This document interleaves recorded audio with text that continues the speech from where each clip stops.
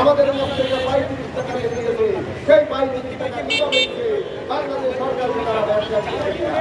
এখানে অনেক বাইরে কথা বলছেন। আমি কথা পরিষ্কার, আমাদের ভাইকে যে মামলা ছিল সেই মামলার যিনি আয়ু সাহেব রামপুরা থানার তদন্ত, ওই আয়ু মহোদয়কে আমি আপনাদের সাংবাদিকদের মাধ্যমে জানিয়ে দিতে চাই, আগামী ১৬ তারিখে আপনি আপনার মামলার কি তদন্ত করলেন এই আইন উপস্থিত হবেন। আপনার কোনো কথায় আর আমরা মানব না। জামিন হওয়ার পরে আপনি চার্জশিট দিবেন, চার্জশিট আগেও দেওয়া যায়। আপনারা কিন্তু লক্ষ্য করেছেন ৮ অক্টোবরের শুনানির জন্য যেভাবে সরকার আমাদেরকে জীবিত করেছিলেন, সেই ৮ অক্টোবর পর্যন্ত কিন্তু কেন সরকার উপস্থিত থাকতে পারে নাই। ৫ তারিখে কিন্তু তাদের বিশেষ হয়েছে। তাই আপনারা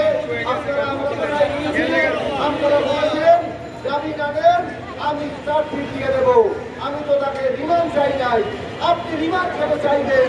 রিমান্ড চাওয়ার মতো কি ব্যবস্থা আছে আপনার কাছে? আপনাকে আমি প্রশ্ন করেছিলাম, ওই জায়গার সিসি ক্যামেরা আপনি চেক করেছেন, উনি সদুত্তর দিতে পারেন নাই।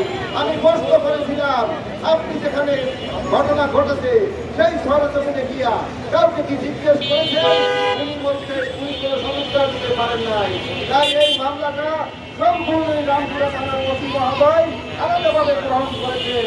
এখানে তার কোনো লাভ আছে তাই চাইছে গ্রহণ করে সেই তৃতীয় সাহেবকে আইন হিসাবে নিয়োগ করে। তাই আগামী ১৬ তারিখে আমরা সবাই কোর্টে যাব, কোর্টে যদি দেখুন বক্তৃতা দেয় তারপরে ব্যবস্থা আমরা আবার আলোচনা করে দেব।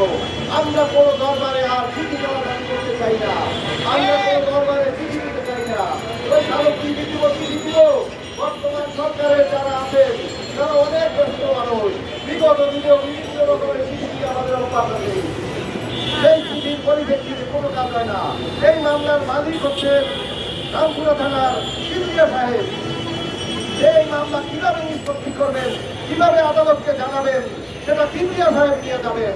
আমরা আবারও সিদ্দিয়া সাহেবকে আজকের এই প্রোগ্রামের পরে আমি ফোন দিয়ে তাকে বলে দেব, আপনি আগামী ১৬ তারিখে যদি আপনার সঠিক ফাইল নিয়ে উপস্থিত না হন তাহলে কিন্তু আপনারা রামপুরা থানায় অবস্থান কর্মসূচি করবেন। রামপুরা থানা হচ্ছে এই এলাকা, কিন্তু ঘটনা ঘটেছে হাফিজের থানায়। আপনারা এত উৎসাহী হয়ে এই মামলা কেন নিলেন আমরা জানতে চাইব। আপনারা ফলের পর বিড়াল দিয়ে বের করতে চেষ্টা করবেন না। তাই আমি কথা বাড়াবো না।